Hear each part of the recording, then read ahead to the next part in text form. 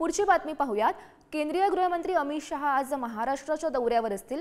अमित शहा लालबागच्या राजाचं दर्शन सुद्धा घेणार आहेत। शिंदे फडणवीसांसह शेलार यांच्या गणपतीसह ते दर्शन घेतील। विधानसभा निवडणुकीसंदर्भातही ते आढावा घेण्याची शक्यता आहे आणि विधानसभेआधी भाजपाच्या केंद्रीय नेत्यांकडून हा दौऱ्यांचा सपाटा सुरू असल्याचं पाहायला मिळतंय। आज संध्याकाळी अमित शहा हे मुंबईमध्ये येतील आणि सोमवारी बाप्पाचं ते दर्शन घेणार आहेत। महत्त्वाची बातमी आपण पाहतोय केंद्रीय गृहमंत्री अमित शहा यांच्या दौऱ्यासंदर्भातली।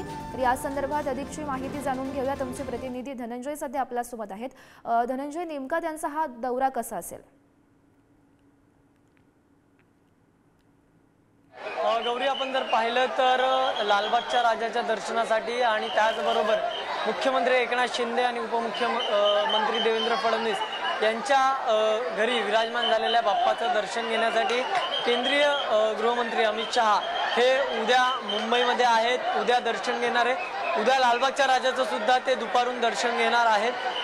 त्याच्या आधी जर आपण पाहिलं तर अमित शहा आज मुंबईमध्ये येतील। आज रात्री जे आहेत ते मुंबईमध्ये विमानतळावर येतील आणि त्यानंतर त्यांच्या काही गाठी भेटी आहेत त्या होतील, काही बैठक आहेत त्या होतील। त्यानंतर उद्या सकाळी 11च्या सुमारास ते मुख्यमंत्री एकनाथ शिंदे यांच्या निवासस्थानी त्यांच्या बाप्पाचं दर्शन घेणार आहे। त्याचबरोबर देवेंद्र फडणवीस उपमुख्यमंत्री यांच्या बाप्पाचं सुद्धा ते दर्शन घेणार आहे। त्याचबरोबर काही गाठीभेटी ज्या आहेत ते देखील होणार आहे। आगामी विधानसभा निवडणुकीच्या पार्श्वभूमीवर जर आपण पाहिलं तर त्यांचा दौरा हा महत्त्वाचा मानला जातो आणि त्याचबरोबर आपण आता सध्या लालबागच्या राजाच्या ठिकाणी आहोत। या ठिकाणी देखील सुरक्षेची चाचपणी जी आहे ती पोलिसांमार्फत सुरू झाली, कारण की उद्या या ठिकाणी दुपारून गृहमंत्री अमित शहा हे लालबागच्या राजाचं दर्शन घेणार आहे। त्यामुळे सुरक्षेच्या दृष्टिकोनातून पोलिसांकडून सगळी खातरजमा जी आहे ती सुद्धा या संपूर्ण राजाच्या दरबारी करण्यात येते। आज रविवारचा दिवस आहे। आज मोठ्या संख्येने या ठिकाणी भाविकांची गर्दी सुद्धा पाहायला मिळते।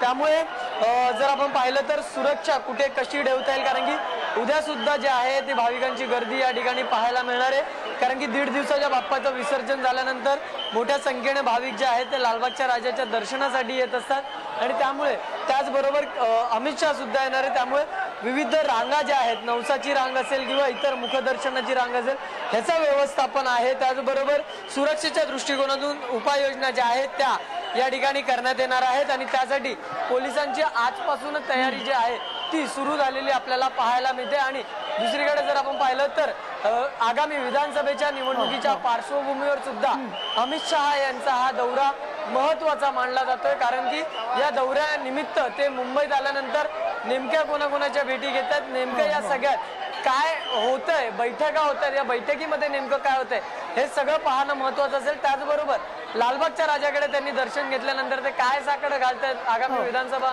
निवडणुकीच्या पार्श्वभूमीवर ते सगळं पाहणं महत्त्वाचं असणार आहे। त्यामुळे नक्कीच उद्याचा हा अमित शहांचा दौरा आणि लालबागच्या राजाचं दर्शन हे सगळंच एकंदरीत महत्त्वपूर्ण असलेलं आपल्याला पाहायला मिळते। गौरी, नक्कीच धनंजय, आगामी विधानसभा निवडणुकीच्या पार्श्वभूमीवर त्यांच्या या दौऱ्याला विशेष असं महत्त्व असणार आहे। धन्यवाद दिलेल्या सविस्तर माहितीसाठी।